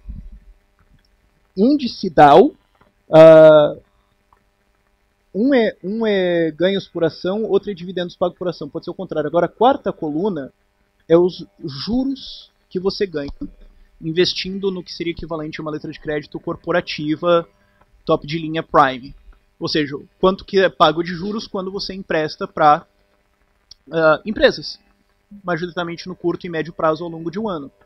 Notem, 1920, 1921, 7%, 7%, 4,6%, 5%, 4,3%, 3,8%. Isso aqui é o auge da impressão e se mantém em 4,3% até 1928. Já toma um toco de 8% de 1928 para 1929, já indicando um começo de desalavancagem. Já indicando que o crédito estava começando a apertar e dispara gigantescamente em 1929, mostrando de novo a armadilha de crédito. O juro cai artificialmente manipulado pelo Banco Central e depois ele fecha a armadilha na outra ponta, detonando crédito embaixo de todo mundo. E essa planilha vai de 1870 e porrada até 1999. E se você só olhar esses juros aqui e não souber nada de crises americanas, você consegue prever todas elas. Aqui subiu, eu acho que vai dar uma crise aqui. Você consegue, eu fiz esse exercício. Também vai estar nas fontes. E temos mais... essa e mais uma. 2008. Excesso de especulação. Quem pagou a festa? Por que empreendedores que anteriormente eram bons investidores, faziam as coisas tudo certinho, estão ganhando muito dinheiro, de repente todos fizeram enormes cagadas ao mesmo tempo, em certos setores, mas também espalhados nos setores de produção? Por que de repente teve um boom imobiliário? Da onde essas pessoas tiraram crédito? O Fed pagou a festa. Em cima você tem a taxa de juros.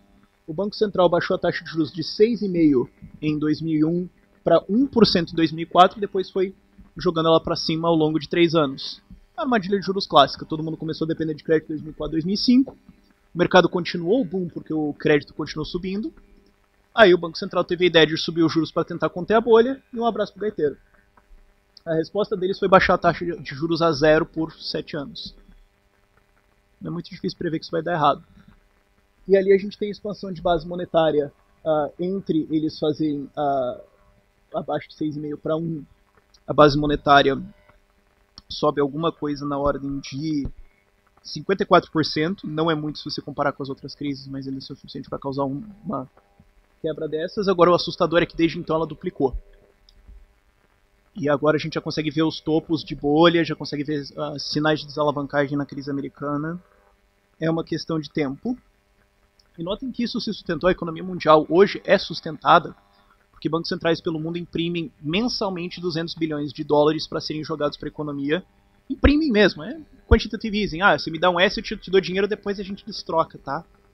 Impressão desavergonhada de 200 bilhões de dólares por mês.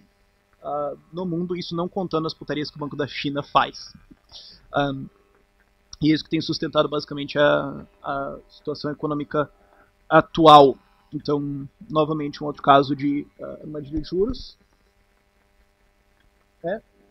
E as pessoas falaram, não, mas os bancos são um problema. Sim, porque eles praticam reserva fracionária. Ah, tem que regular isso. Escuta, 150 anos vocês já não entenderam que não funciona? A proposta do Hayek é revolucionária nesse aspecto. Desestatiza. Inclusive a gente tem para venda aí o livro Desestatização do Dinheiro. Tira o monopólio de produção de moeda do governo e coloca ele no mercado. Se empresas quiserem produzir dinheiro, esses dinheiros competem, ótimo. A lei do dinheiro diz que um vai vencer e vai ser o dinheiro que não inflaciona porque ele é o melhor meio de transferir bens de capital e fazer estimativas. Isso mata o problema da inflação via concorrência e não via regulamentação estatal, que é mais ou menos a solução Uber, digamos assim. Ou a gente também tem hoje a Bitcoin. Agora, só para fechar, uma previsão. Uma teoria boa é capaz de fazer previsões, e embora a escola austríaca tenha feito várias já de bastante sucesso, a gente tem que falar da mãe de todas as bolhas. A gente estava até agora falando de expansões de base monetária de 50%, 70%, 80%, 90%. A base monetária chinesa triplicou desde a crise de 2008. E o resultado é grotesco, personificado nas cidades fantasmas que todo mundo conhece. Ou deveria conhecer. Cidades que são capazes de habitar milhões de pessoas, estão perfeitamente desabitadas. Ou as unidades estão vendidas, todas compradas por especuladores que estão tentando vender isso para outra pessoa. Quem paga a festa? Banco Central Chinês. Via o que vocês estão vendo, e via uma manipulação de juros também que ele fez. Infelizmente eu não incluí o gráfico, mas vou colocar na versão final. O curioso dessa bolha é que a gente vê até uma exportação de inflação. Os chineses têm um fascínio por comprar imóveis. Os chineses começaram a tirar dinheiro da China e comprar imóveis no Canadá. O que acontece quando um país de mais de 1 bilhão de pessoas começa a comprar imóveis num país de 25 milhões de pessoas? O Canadá hoje é a maior bolha imobiliária do mundo. E, semana passada ou retrasada, faliu um dos maiores fundos de investimento imobiliário deles e começou uma desalavancagem gigantesca. Talvez a bolha tenha ido pro saco. Mas, a situação na China é grotesca, especialmente no setor de bens de capital. Agora, essa bolha gigantesca deles criou uma bolha na Bolsa de Valores em 2015 que estourou, inclusive foi muito benéfico pro meu canal, ganhei vários inscritos por causa dela. É verdade. Preveja isso, quero ver calcular isso. Mas desde 2016 o Banco Central Chinês tentou segurar essa bolha via injeções de crédito histórico. Só mês passado eles injetaram, e não estava naquela conta de 200 bi mensais, mais 90 bi na economia deles. Mês passado não, março, eles injetaram 90 bi na economia deles. E o resultado foi que as taxas de juros ainda subiram. Então a desalavancagem na economia deles agora é maior do que 90 bi por mês. Que é bem grotesquinho aí. Ou seja, para você conseguir segurar isso e jogar para cima, teria que ser um quantitative easing de 150, 200 bilhões de dólares só na China. A inflação uma hora chega, gente, não tem jeito. E ela já está também dando sinais finais, assim. Qual que seria, agora que vocês já têm, espero eu, boa compreensão da previsão da teoria de ciclos da escola austríaca, quais são as duas coisas que a gente esperaria ver nos sinais finais de uma bolha? Desalavancagem e problemas no setor de bens de capital. Alta de juros e bens de capital numa situação bem estranha. A gente vê os dois. A taxa intrabank overnight na China, Shibor, subiu para, semana passada, 2,85%. Ela só esteve tão alta desde o crash da bolha em 2015. Em alguns casos, no overnight, ela chegou a passar de 105%. É muito assustador. Os juros corporativos chineses, setembro do ano passado, 5,5 hoje, 2 pontos percentuais, 8 meses, alguma coisa assim. Contração de crédito, subida dos juros contra crédito. E é importante também notar que isso não faz o menor sentido numa economia que está injetando crédito. Certo? Se a gente vai levar mais a posição keynesiana, mas estão fazendo injeções de crédito massivas e os juros estão subindo. E a economia não está acelerando. Tem que ter outro fenômeno aqui e isso só consegue ser explicado preferência temporal da população, os investimentos irracionais, entre eles as cidades fantasmas, e desaparecendo com o valor bancário, com o valor contábil de bancos. Em cima disso, a gente tem um outro dado que é legal, que é a produção chinesa de aço está colapsando. A estimativa deles de produção é entre 700 milhões de toneladas por ano e 1 bilhão de toneladas por ano. O brasileiro é 30 milhões de toneladas por ano. Eles têm aí 30 vezes a nossa. O problema é que é estimado que 300 milhões de toneladas por ano da capacidade deles só de produção de aço está ociosa ou é excedente. Ou seja, 10 vezes a nossa capacidade de aço, basicamente fazendo nada. Setor de bens de capital em problemas. A gente pode também apontar para carvão, petróleo, etc. Mas você pode dizer, eles estão só mudando de formato de energia, então dá para dizer que, digamos, né, não sei, pode ser só mais aço. E o resultado disso foi que semana passada o preço do minério de ferro no porto na China caiu 8% em questão de minutos na abertura de um mercado, fazendo com que ele fosse fechado. E como resposta a isso, a Vale 3 aqui no Brasil caiu 25% ao longo de 3 meses. Uma desalavancada gigantesca no setor de capital e juros subindo. A previsão é simples. Ou a gente vai ver injeções de capital de 3 dígitos de bilhão, 100, 200, 300 bilhões de dólares ao mês para tentar salvar isso, ou uma desalavancagem gigantesca, um crash gigantesco do setor de bens de capital aí vindo. E o índice de commodities chinês já está começando a apontar isso. Como eu falei, as fontes, os livros e tudo mais vão estar disponíveis depois quando for disponibilizado. Vou dar para o USP Livro disponibilizar para vocês. Daqui uns dias deve sair. Mas é isso. Deu 1h20. Aí, valeu. Muito obrigado. Rola umas perguntas?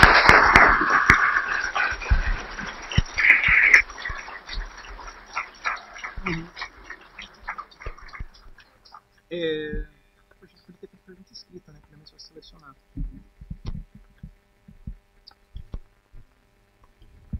Perguntas?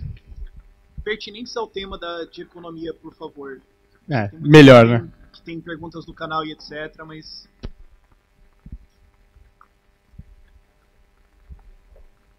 Consegue falar alto, André?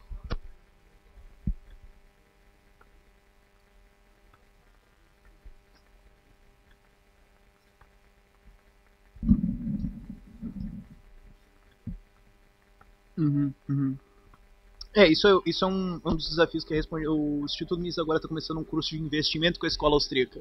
Investimento baseado em teoria da escola austríaca, certo? Agora que a gente sabe que ciclos acontecem, vamos só parar de falar que está tudo caindo e comprar quando está subindo, né?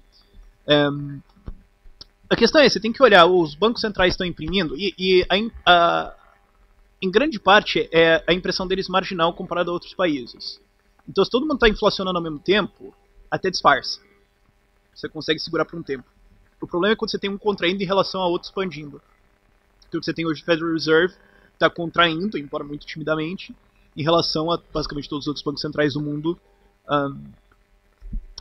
Então você tem que olhar o que os bancos centrais, como eles estão se comportando, pode dar uma procurada na base monetária. Você vê aqui a mudança de velocidade na curva é bem clara. Você olha e fala, olha, isso aqui está dando meio errado. Você pode ver também, essa expansão aqui está fazendo sentido. Eu consigo começar a ver bolhas em setor de bens de capital, imobiliário, esse tipo de coisa. O crédito está muito fácil. Ou, como eu já vi um industrialista falando, se de repente percebe que tem muito otário no mercado, provavelmente é porque está tendo uma expansão dessas. É difícil você saber isso exatamente, porque se você está investindo no boom, teoricamente você está ganhando. Porque é um boom, todo mundo está ganhando. A questão é o bust depois. Se você consegue prever o bust, você prevê quando começa, você prevê o topo, compra embaixo, vende em cima, espera o crash e vai embora. Tira umas férias ou começa a shortar e acabou. Aí parece até relativamente simples. A dificuldade é prever quando que os governos vão basicamente desistir ou serem forçados a desistir. 2008 os governos foram meio forçados a desistir, mas quando eles perceberam a coisa, eles perceberam que ia ter que alavancar para cima. Então você tem que meio que perceber os sinais de que alguma coisa está vindo, de que o boom está virando um bust. Esse é o grande problema. Se você está no boom, não tem tanto problema assim. Agora, perceber isso é difícil. Se prepare para o contrário. Eu sempre falo para as pessoas, compra 50 pila de Bitcoin, vai que daqui 10 anos você é milionário. Mais algum? Tem um lá atrás. Manda ver. Você consegue falar um pouquinho mais alto, por favor?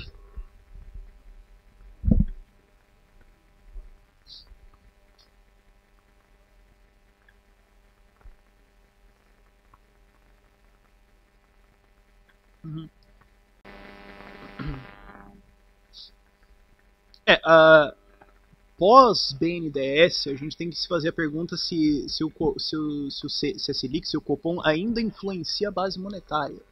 Porque o que aconteceu na hora que eles estavam apertando a taxa de juros, foram até 14%, é que isso não tinha nenhum efeito.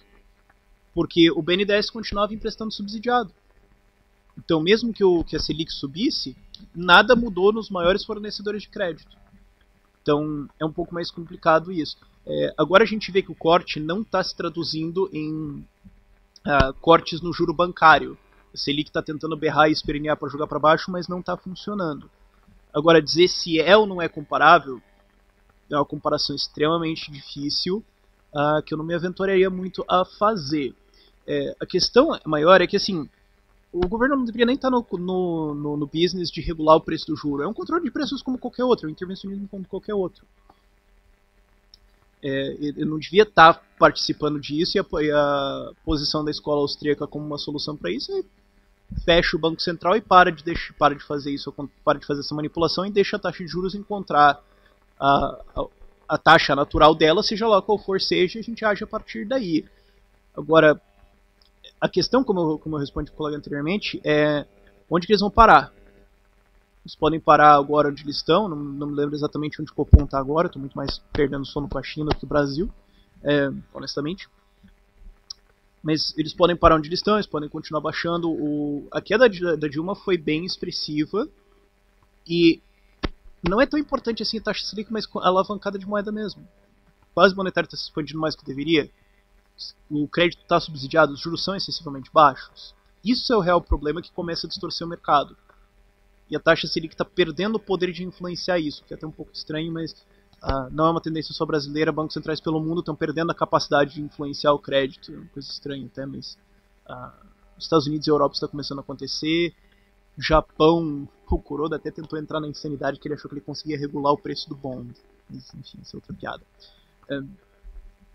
Agora, se é comparável ou não, no fim das contas o tempo vai dizer. Eu me preocuparia. Eu me preocupo com esse tipo de corte, assim. Vamos admitir, a realidade é essa, o Banco Central não vai explodir para amanhã. Eu me preocupo com esse corte tão violento.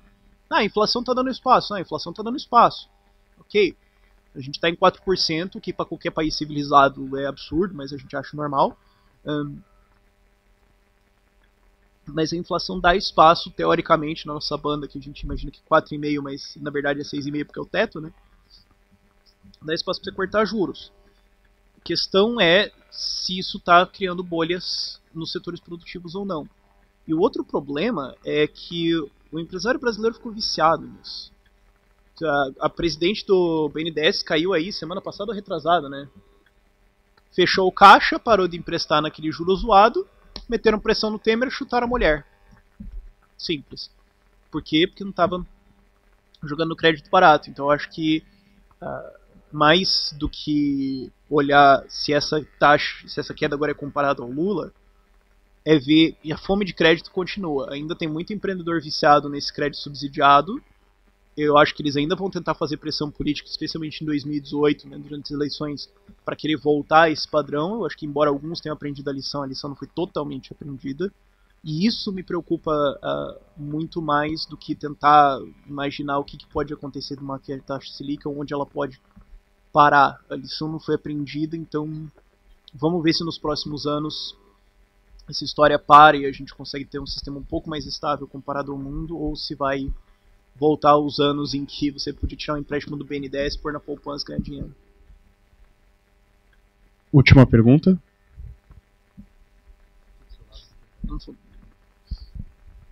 Eu queria saber se, caso a China colapse, pode ser que todas as reformas que estão sendo passadas no Brasil não deem nada? Então, eu fiz um vídeo no começo do ano, não sei se no fim do ano passado, no começo desse ano, irrelevante, mas falando 3 fatores que seriam muito importantes para a economia brasileira nesse ano e no futuro. E o meu maior foi a China. Eu falei exatamente isso. Se a China tiver um colapso médio para grave aí, torna basicamente irrelevante o que o governo Temer está fazendo agora. Por isso que eu, inclusive, não estou perdendo tanto sono com o que o Banco Central brasileiro está fazendo, e sim com o Banco Central chinês está fazendo. Nossa exportação de minério de ferro é fantástica. Se eu não me engano, 44% das nossas exportações agro são soja. 18% das nossas exportações agro são soja, disso 44% é para a China. Então, a tolhada que isso vai dar na agro brasileira é muito grande. E o Brasil é um país que ainda depende de commodities. A gente pode não gostar desse fato e tentar mudar isso via decreto estatal. Mas preço do milho, preço do café, preço do ferro, preço da soja vai afetar a gente. E, olha, a gente já tem uma estimativa de déficit para esse ano de o que? 190 bi, alguma coisa assim? Ano que vem alguma coisa menor de 90 bi, que a gente sabe que é mentira, vai ser maior. Se você tem aí problemas na Vale, na Petrobras, na agro brasileira, o tempo vai fechar e depende do nível de reformas que vai ser passado. A gente ainda tem vários pontos de interrogação ao redor da reforma da Previdência. Agora, se essa China vier a desalavancar do jeito que vai ter que, uma hora, a gente vai ser levado. Então, dependemos muito da China, nosso maior parceiro comercial que eu saiba. Se eu estou errado, alguém por favor me corrija. Às vezes eu fico incerto de fazer esse tipo de citação, especialmente sendo gravado. Mas teria grandes problemas aí, especialmente por causa da insistência de calcular PIB com exportação no meio. Daria um grande problema contábil também. Finanças do governo, não sei.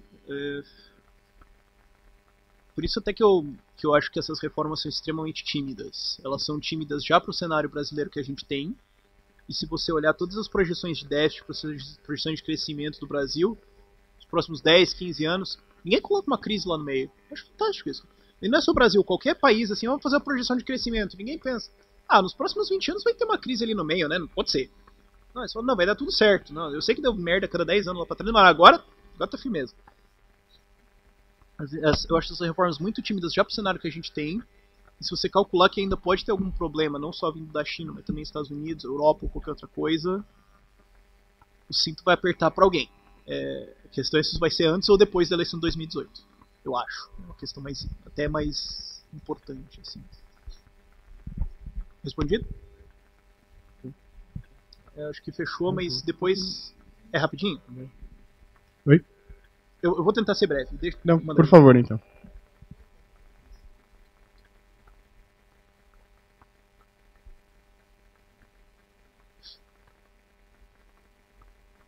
Sim. Primeiro tem o grande argumento do Hayek da desestatização do dinheiro. Ao invés de você ter... Uma das coisas da escola austríaca é que eles falam assim, para a escola austríaca não existe uma teoria de comércio internacional. Existe uma teoria de comércio. É só que algumas das partes são meio besta de insistir que um vai ser na moeda dele e outro vai ser na moeda do outro. Aí você tem que levar isso em consideração. Isso acaba alterando. Agora, se você tivesse uma desestatização de dinheiro, uma liberação nisso, você teria uma moeda ao longo dos dois, o que originalmente, claro, era o ouro, e aí corrige, aí você fica até tudo bem em relação ao lado de moeda. Porque as pessoas falam, tem o problema do déficit que vai desvalorizar a sua moeda. Mas por que você insiste em usar a sua moeda? Por que você faz isso? Não, porque vai ter o poder de fazer política monetária. Mas eu não quero que você faça isso, sabe? Enfim. Agora, a ideia de você ter um preço travado, né? Não ter um preço alinhado, vamos combinar aqui, é um controle de preços como qualquer outro e dá errado como qualquer outro. A Europa tentou fazer isso antes do euro, né? Nos 70 e 80 deu flagrantemente errado. O Deutsche Bank, o Bundesbank espancou todo mundo de porrada porque a moeda deles era mais forte, ia atrair o valor, e eles tinham que forçar o Bundesbank a fazer desvalorizações e várias outras coisas para tentar manter equilíbrio. O Brasil tentou isso, deu errado. A Argentina aqui ao lado, um exemplo vergonhoso disso. O que acontece quando você trava a taxa e continua rodando déficits e continua rodando déficit de comércio, é que se a sua moeda desvaloriza, vai ter uma escassez da outra moeda de comércio, de maneira geral o dólar. Aí agora você não consegue mais fazer comércio internacional, parabéns. Você vai ter que aceitar que a sua moeda vai ter que desvalorizar em relação ao outro, ou a sua moeda perde função de moeda. Se você não consegue mais trocar ela para obter a outra moeda que o outro cara quer, se ele não quer mais a sua moeda nem para trocar para a moeda dele, o overhead fica muito grande, você começa a ter que pagar prêmios de 5, 10% e escambau, você começa a ter um efeito muito deletério aí na economia. Como eu falei no começo, a proposta da escola austríaca, não é a proposta da escola austríaca, mas uma proposta, que é do Hayek, muito defendida, é que governos não deviam estar no trabalho de fazer dinheiro, devia ser um bem privado produzido por empresas como qualquer outro, e que vença melhor. E isso, inclusive, força os governos a ter mais austeridade fiscal. Já que eles não podem controlar a moeda, força eles a realidade, que é justo por causa disso que eles insistem em ter a própria moeda. Você sempre quer que a moeda seja a sua e a impressora seja a sua, não a do outro, obviamente. Mas enfim, vamos encerrar? Gente, queria agradecer mais uma vez a presença de todo mundo, também agradecer a presença do Rafael, que veio aqui, como o Thiago disse no início da palestra, ajudar na nossa resistência. A gente sempre vai fazer alguns eventos desses, então fiquem ligados na nossa página, curtam a gente lá. Semana que vem a gente vai ter o grupo de estudos na Poli, na terça-feira, às 17h, terminando de estudar a lei de Bastiat. Mas a gente também vai fazer outros eventos, a gente pretende expandir o grupo, então fiquem ligados na página. USP Liberal. E acho que é isso, né? Obrigada, gente.